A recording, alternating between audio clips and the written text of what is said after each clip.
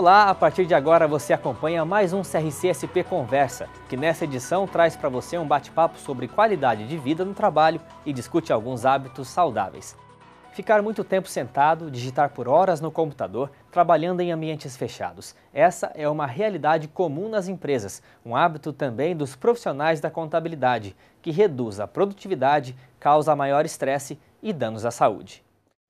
Para contornar esses problemas e garantir mais disposição, a dica é investir na prática de exercícios e priorizar uma alimentação saudável. Orientações que você acompanha neste programa, que discute também temas de conscientização, como os malefícios do tabagismo, da automedicação e do consumo abusivo de bebidas alcoólicas. O debate aborda ainda a importância da doação de sangue e órgãos, atos de plena cidadania. Para falar sobre esses assuntos, contamos com a presença do médico, o Dr. Marcelo Sartori, que é diretor adjunto de práticas assistenciais da Rede São Camilo, e Jair Gomes de Araújo, contador especializado na área de saúde e do terceiro setor e vice-presidente do Sindicato dos Contabilistas de São Paulo. Confira.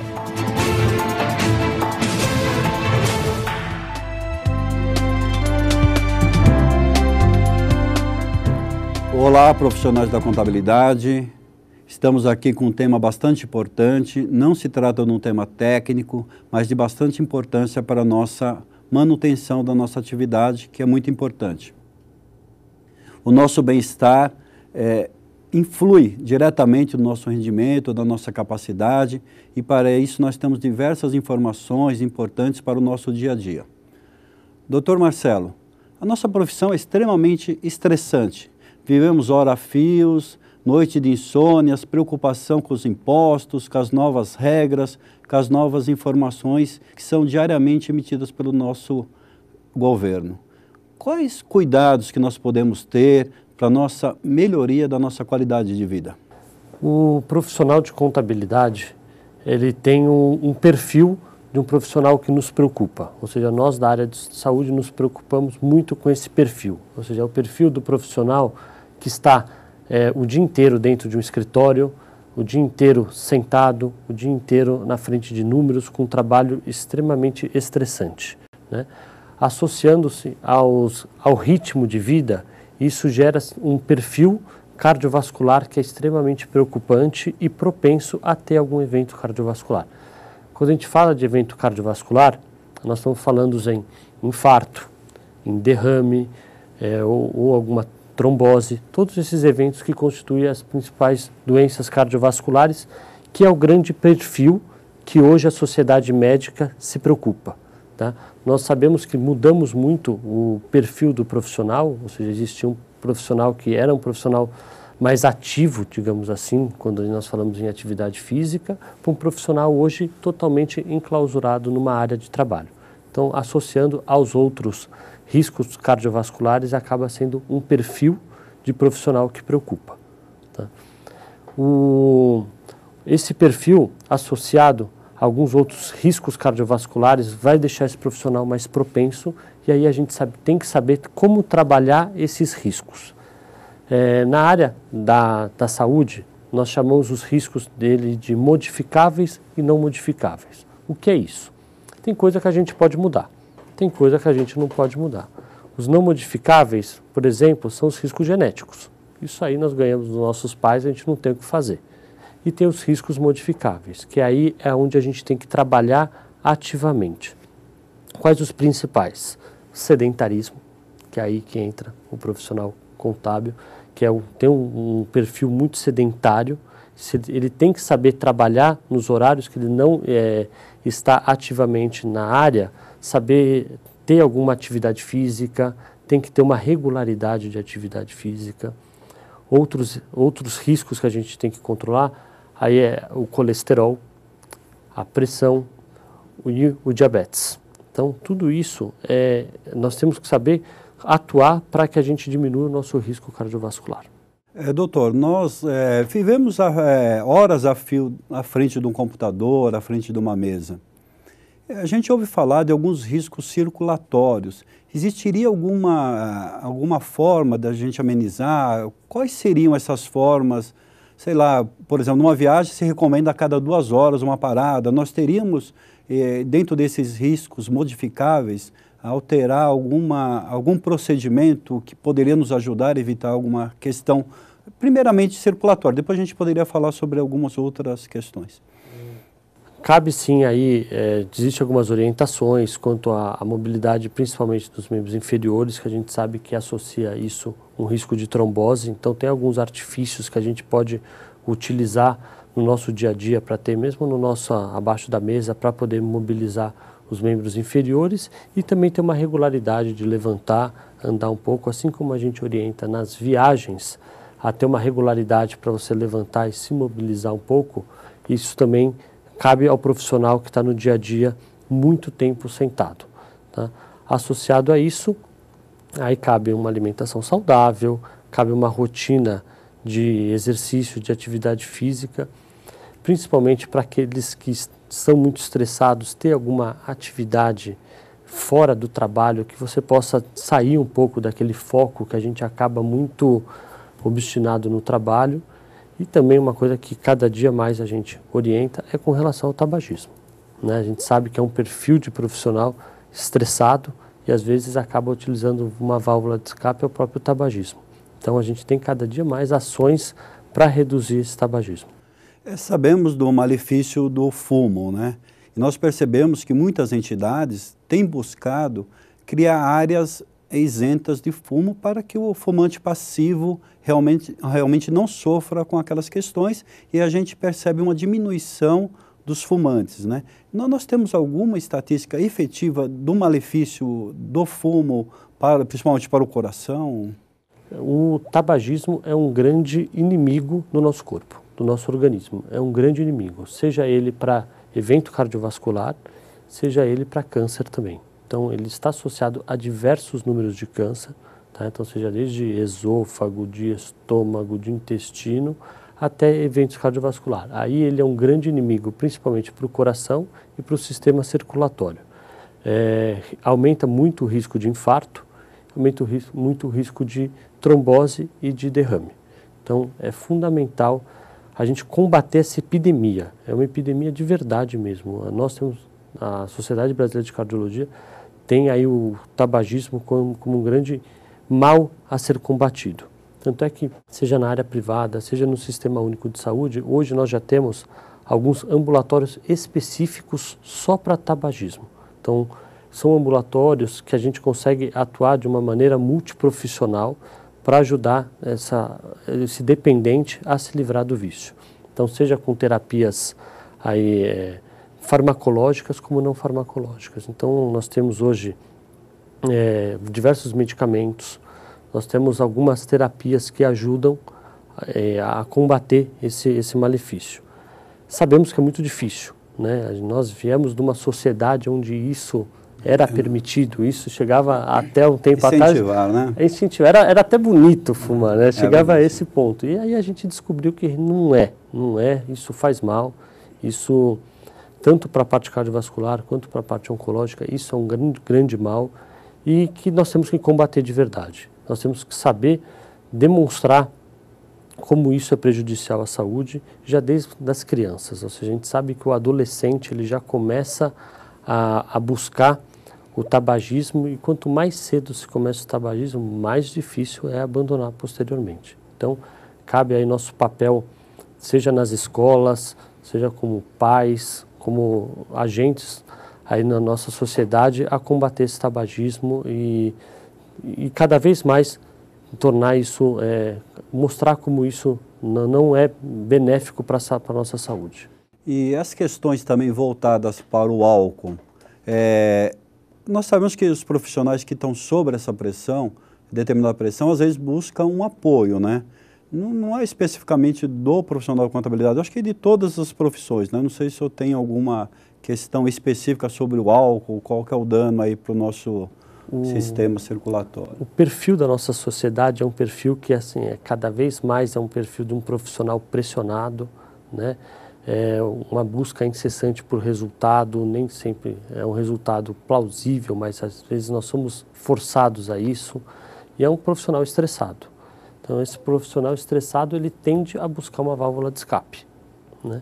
A gente sabe que busca tabagismo, busca o alcoolismo, muitas vezes busca até outros tipos de droga para ter uma válvula de escape, né?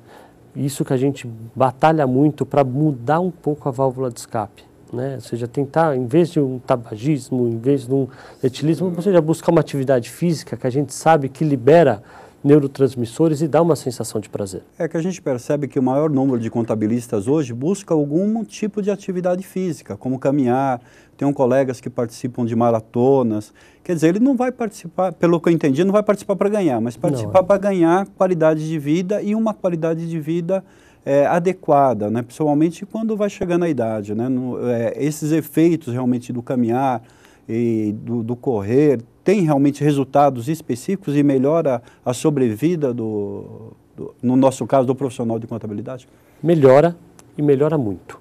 Quanto antes começar, melhor. É importante não deixar para quando aparece o problema a gente tentar buscar a solução. Aqui é a atividade de prevenção. Então nós temos que saber nos prevenir. As placas de colesterol começam a formar nos nossos vasos ainda criança. Então, ou seja, desde a adolescência você já começa a formar aquela placa de colesterol que vai crescendo e só depois de um tempo você descobre e já descobre numa situação muito grave, tá? Então, desde cedo já é importante incentivar a atividade física e o profissional buscar essa atividade física. Não é atividade física para vencer, não é tornar isso uma profissão de ser um atleta, não. É uma atividade regular, isso é fundamental. A gente ainda tem muito atleta de final de semana, que é perigoso esse perfil de atleta que fica a semana inteira e acha que de final de semana ele pode correr maratona, pode jogar futebol. Esse é o mais preocupante, esse aí é um que preocupa muita gente. Mas buscar desde cedo uma atividade física regular, buscar isso e talvez de forma progressiva, né, doutor? Progressiva, ou seja, você tendo ali seus 30 minutos por dia de uma atividade física, uma caminhada de verdade, não aquela caminhada que você para olhar a loja, nada disso, mas aquela caminhada de verdade. Aquela marcha, né? Aquela que é fundamental, é manter o ritmo, né? E é fundamental a periodicidade. E me parece que de primeira havia aquela loucura por correr quilômetros, né? Hoje, pelo conceito, e algumas academias já estão fazendo isso, né? Diz que meia hora resolve. Isso resolve mesmo, doutora? O importante é essa meia hora, mas com periodicidade. Aí pelo menos 4 vezes por semana, tá? Então não é só o sábado ou só no domingo, não, é aquela meia hora, não é para correr, né? Não existe essa orientação.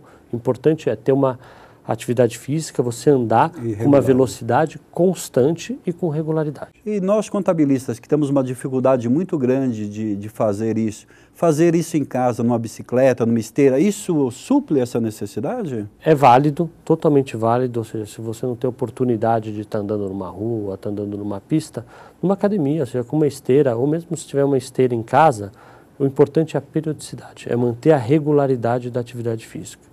E quando a gente fala de atividade física, não é só isso não. Principalmente o profissional contábil que está em escritório, você às vezes está no segundo andar, para que usar elevador? Você pode subir de escada. São pequenas atitudes que são saudáveis, ou seja, muitas vezes você não precisa de um elevador para subir um lance.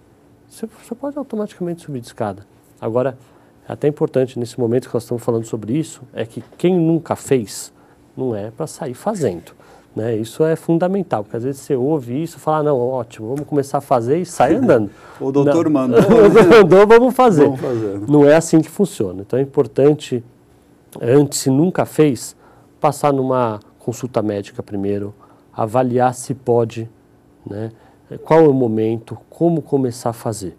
Né? Isso é fundamental para você avaliar se já tem algum evento cardiovascular, porque às vezes você busca uma melhoria onde você pode até piorar a sua situação. Então, passa antes no médico, passa com um clínico, um cardiologista, para poder fazer uma avaliação inicial, ver se está tudo ok, para poder começar a fazer atividade física. Perfeito. Nós sabemos que o sono é fundamental para nós, né, no nosso dia a dia. Hoje, nós profissionais dormimos pouco.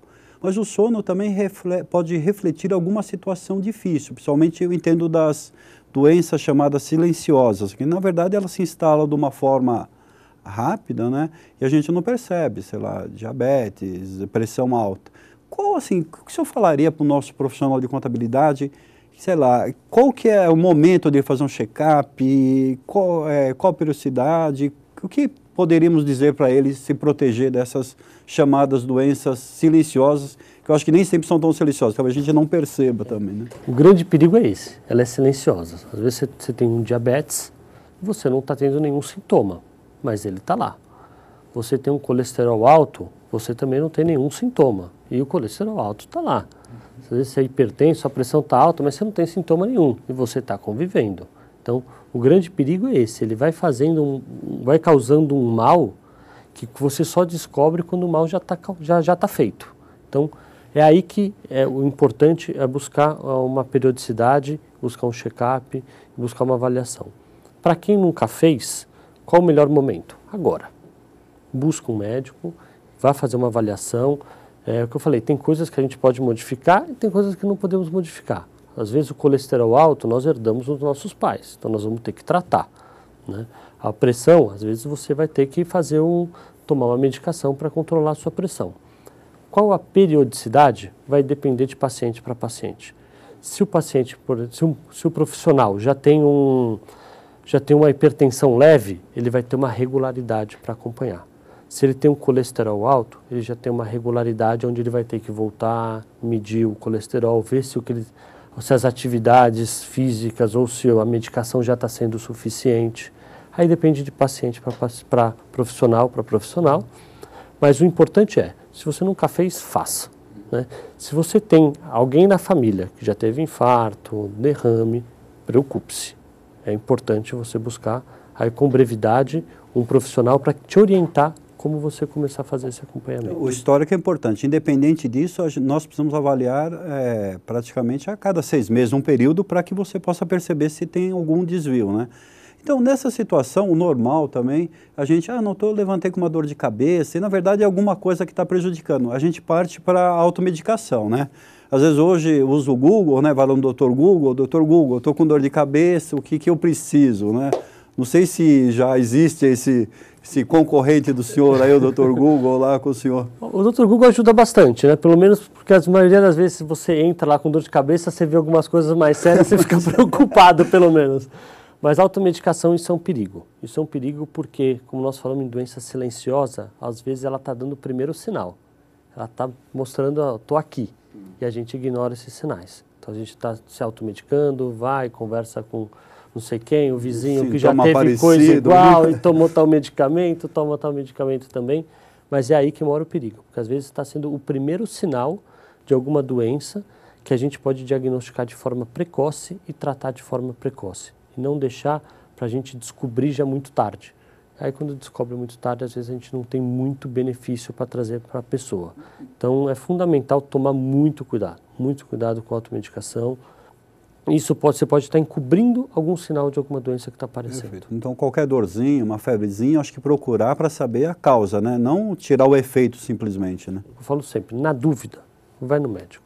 Vai no médico, porque é melhor chegar lá e falar, não é nada, do que depois olhar para trás e falar, olha, se tivesse vindo há 6 meses antes, a gente poderia ter feito alguma coisa. Então... E ainda sobre essa questão que eu acho que pega bastante ainda, é a questão da doação de órgão, né? Assim, tem um panorama, tem uma ideia de como está ficando? Eu sei que o senhor é um intensivista, trabalha num UTI num importante hospital, e eu acho que você convive com isso diariamente, né? E qual que é o benefício efetivo de salvar uma vida? Qual que é?